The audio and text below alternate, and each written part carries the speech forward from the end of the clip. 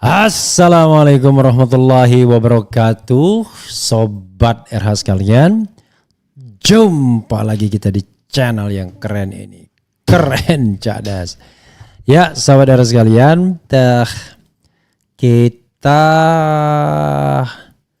ambil satu tema mengenai Almas Shakib Biru. Masih ingat ya? Almas Shakib Biru ini adalah pemohon yang mengajukan judicial review soal batas usia. Simsalabim, nggak ngerti siapa itu Almas Shakib Biru, hanya mengatakan dia mengagumi Gibran dan kemudian pengen jadi presiden di masa depan. Simsalabim, tidak hanya legal standingnya diperoleh, tetapi putusan dikabulkan. Mengalahkan Gatot Nurmantio, mengalahkan Lanyala Mataliti, dan orang-orang atau tokoh-tokoh lainnya yang mengajukan presidensial threshold dihapuskan. Luar biasa ya Almas ini. Padahal permohonannya juga nggak serius-serius amat juga. Sempat ditarik tapi tetap digoyang-goyang oleh sang paman. Maka kemudian muncullah putusan simsalabim tersebut yang berubah dari tanggal 19 September ke tanggal 21 September. 21 September berubah ya. Sehingga masuklah Gibran Rakabuming Raka. Tidak ada yang nyangka ya, luar biasa. Tidak ada yang nyangka ya. Jadi tersebutlah Gibran Rakabuming Raka.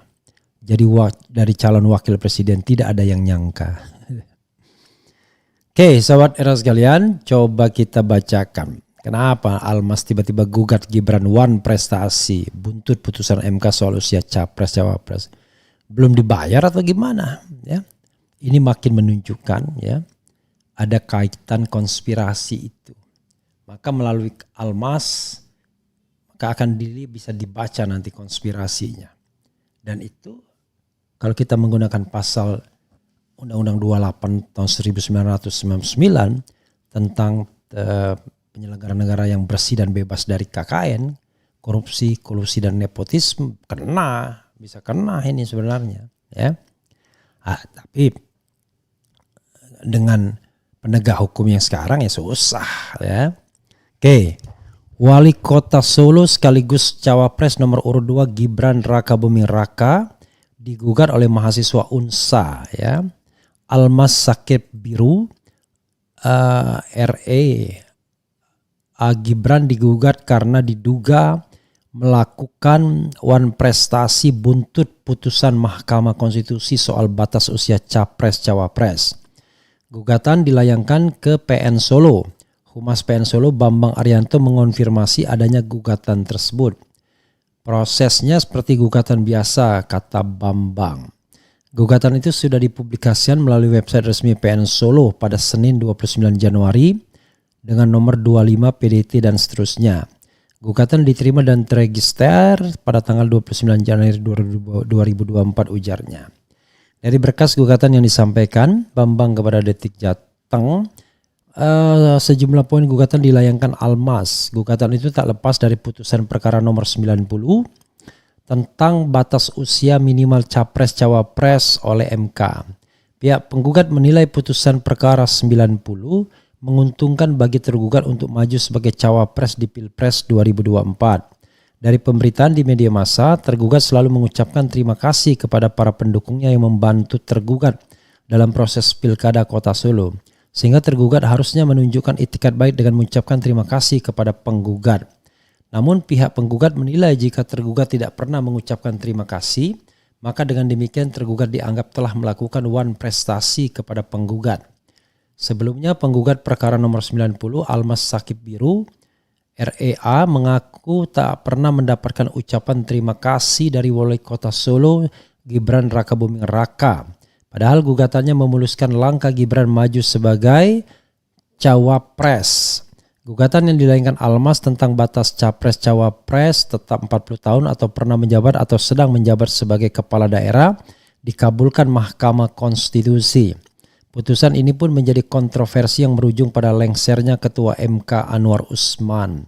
Boro-boro Mas Gibran, timnya saja tidak pernah terima kasih juga. Maksudnya ucapan terima kasih kata Almas kepada awak media. Malah dia pertanyaannya adalah ini enggak ya? Rupanya digugat Almas 10 juta terkait putusan MK Gibran, kami tindak lanjuti. Wali Kota Solo sekaligus calon wakil presiden tak banyak berkomentar tentang gugatan seorang mahasiswa Unsa Almas Sakib Biru. Ya, kami tindak lanjuti ya, kata Gibran. Ditanya wartawan apakah Gibran akan membayar 10 juta dan menyampaikan ucapan terima kasih, Gibran menjelaskan akan menindaklanjuti. Ditanya wartawan apakah sebelumnya ada perjanjian dengan Almas setelah menang putusan MK, Gibran menegaskan tidak tahu. Almas merupakan sosok yang mengajukan gugatan perkara terkait usia minimal capres-cawapres ke MK. Seharusnya tergugat menunjukkan itikat baik dengan mengucapkan terima kasih kepada tergugat. Penggugat memberi peluang kepada tergugat sehingga bisa maju dalam Pilpres 2024, kata pejabat Humas PN Solo Bambang Arianto. Praktiknya Gibran tidak pernah mengucapkan terima kasih. Ya, sahabat sekalian, terima kasih. Terima kasihnya itu tanda kutip atau terima kasih betul ya.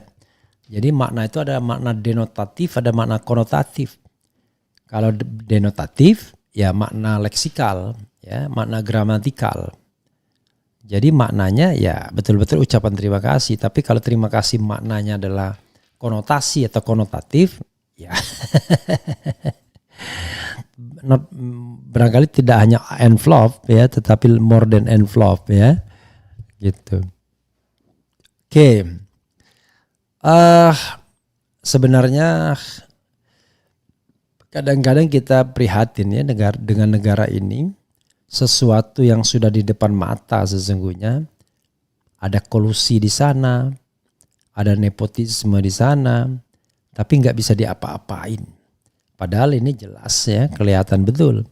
No freelance, tidak ada makan siang yang gratis. Lalu ujuk-ujuk tiba-tiba legal standingnya dikabulkan. Apa-apaan ini? Setelah Emil Dardak ditolak, setelah pejabat-pejabat kepala daerah lainnya ditolak, tiba-tiba putusan ini dikabulkan. Padahal Emil Dardak CS minta pernah menjadi penyelenggara negara. Nah ini pernah dan sedang menjabat sebagai pejabat publik yang dipilih melalui pemilihan umum, termasuk pemilihan kepala daerah. Luar biasa. Putusan itu benar-benar untuk ngasih peluang kepada Gibran. Sampai-sampai ada tulisan termasuk pemilihan kepala daerah. Why begitu? Karena putusan MK sudah mengatakan pilkada bukan lagi bagian daripada pemilu. Sehingga kalau cuma disebut dipilih melalui pemilihan umum, waduh itu bisa kemudian tidak masuk. Walaupun ada kecelakaan juga karena dua concurring opinion mengatakan yang boleh adalah mereka yang pernah jadi gubernur, bukan pernah jadi wali kota saja. Tapi ya walaupun penuh dengan kontroversi sampai hari ini, Gibran Rakabuming Raka tetap menjadi calon wakil presiden ya, dengan sebuah legalitas yang dipertanyakan, dengan sebuah putusan yang melanggar hukum, melanggar kepatutan, melanggar kode etik ya. Oke, itu sobat era sekalian ya yang bisa saya share. Mudah-mudahan bermanfaat. Nanti kita akan bahas soal ijazah palsu atau soal hal-hal lainnya ya. Wassalamualaikum warahmatullahi wabarakatuh. Cia.